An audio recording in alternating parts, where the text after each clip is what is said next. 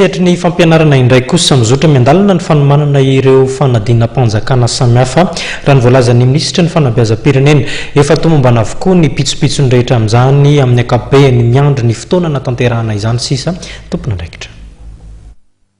Tsy misy ny atahorana ny fanatanterahana amin'ny fanadina mpanjakana CEPE izay ho totosaina ny 20 Jolay sy ny BEPC izay atao ny 20 hatramin'ny 30 Jolay ho avy izao.